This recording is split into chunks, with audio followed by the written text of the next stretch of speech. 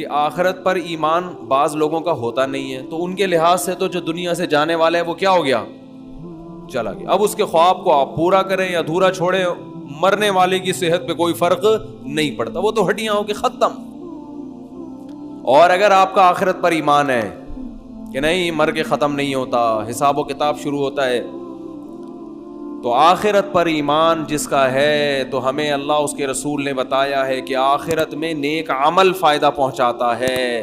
ولد صالح يدعو له, وہ نیک اولاد جو باپ کے لیے دعائیں مانگتی ہے مغفرت کی. علم ينتفع به, علم جس سے فائدہ اٹھائیں لوگ,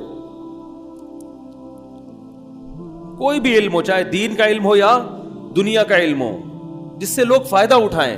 ينتفع به, کیا الفاظ ہے. آج مجھے اس حدیث کا مطلب سمجھ میں آ رہا ہے. نبی صلی اللہ علیہ وسلم نے فرمایا اذا مات ابن آدم انقطع عمله الا من ثلاث. بعض حدیث کے الفاظ ایسے ہوتے ہیں جو اس وقت سمجھ میں نہیں آتے, حالات سمجھا دیتے ہیں کہ اس کا یہ مفہوم ہے.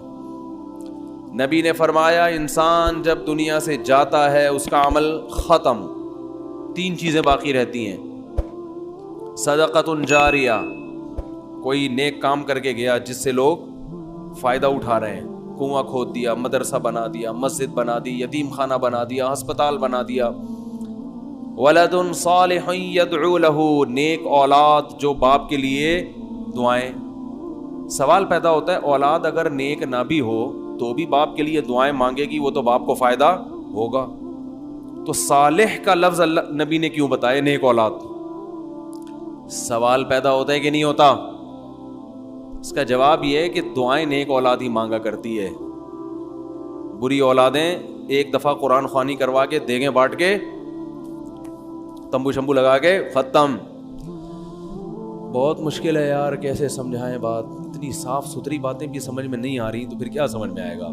عمران خان کی تقریر تو پھر بہت مشکل ہے کہ وہ سمجھ میں آ جائے, یا اور کسی سیاسی لیڈر کی. جی تو ولد صالح يدعو له, نیک اولاد جو دعا مانگے. اس لیے کہ نبی صلی اللہ علیہ وسلم کو یہ بات معلوم ہے کہ جو دعائیں مانگنے والی اولاد ہے وہ بری اولاد دعائیں مانگتی نہیں ہے, وہ فارمیلٹی پوری کرتی. ابا کا تیجا ہے تو تمبو شمبو لگائے, قرآن خوانی مسجد میں بچوں کو بلا کے پیسے پکڑا دیے, یعنی ثواب بھی بک رہا ہے مارکیٹ میں. ٹھیک ہے نا, کہ مدرسے کے بچوں کو دریا, بچے بھی دیکھ رہے ہوتے ہیں آج بریانی ڈائٹ, وہ اسی حساب سے بخشش کی دعا کرتے ہیں جتنی اس بریانی میں بوٹیاں نظر آئیں. اگر دال چاول کھلاؤ گے تو وہ ایسی پھسپھسی سی دعا نکلے گی ان کے منہ سے. ٹھیک ہے نا,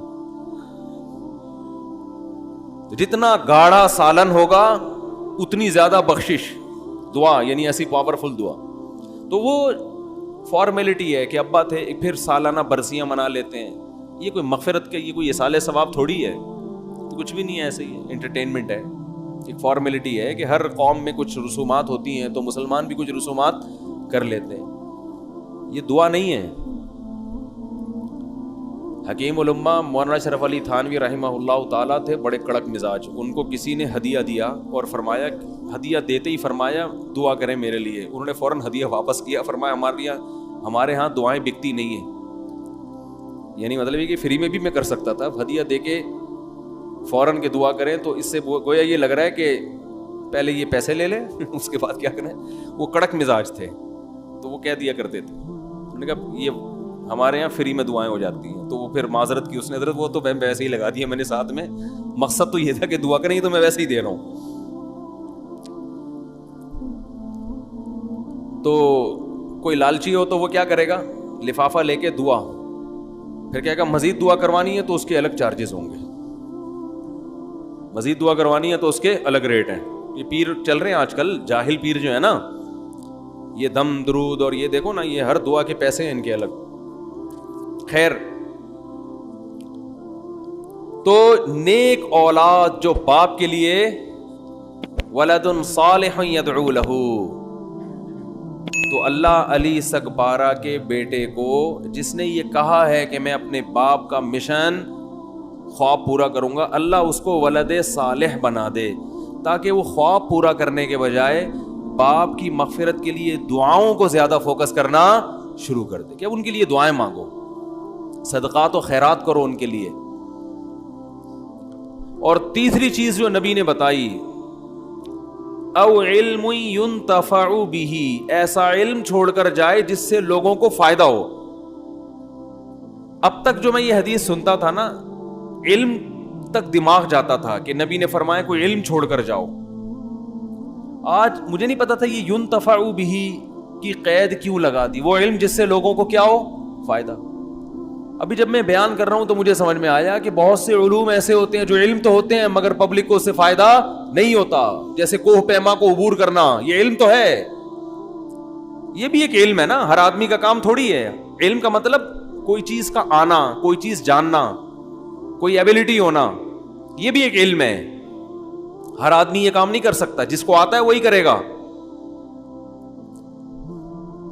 تو اس علم سے اگر بعد والوں کو فائدہ ہو رہا ہے پھر تو یہ علم فائدہ پہنچائے گا.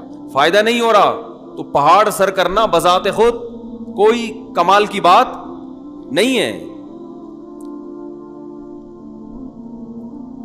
تو ينتفع به, اے اللہ, نبی نے فرمایا وہ علم جس سے لوگوں کو, وہ علم ڈاکٹر عبد القدیر خان کے پاس, جس سے لوگوں کو کیا ہو رہا ہے, قوم کو کیا ہو رہا ہے, فائدہ. وہ علم ڈاکٹروں کے پاس ہے جس سے لوگوں کو کیا ہو رہا ہے, فائدہ. وہ صحیح حکیموں اس لیے حکیموں میں 2 نمبر بہت مارکیٹ میں آ گئے, وہ صحیح حکیم ہوتے ہیں ان کے پاس ہے. تو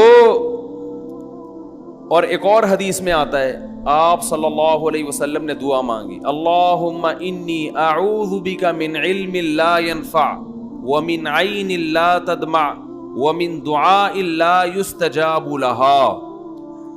اے اللہ میں تیری پناہ مانگتا ہوں ایسی آنکھ سے جو روتی نہ ہو. سخت آنکھیں ہوتی ہے نا, نصیحت کی بات سن کے بھی اس کو رونا نہیں آتا. مجھے ایسی آنکھ نہیں چاہیے, ایسی آنکھ چاہیے جو تیری یاد میں, تیرے خوف سے روتی ہو. فرمایا وَمِنْ عِلْمٍ لَا يَنْفَعُ, اور ایسے علم سے بھی پناہ مانگتا ہوں جو فائدہ, بولو نا بھائی, نہ پہنچائے.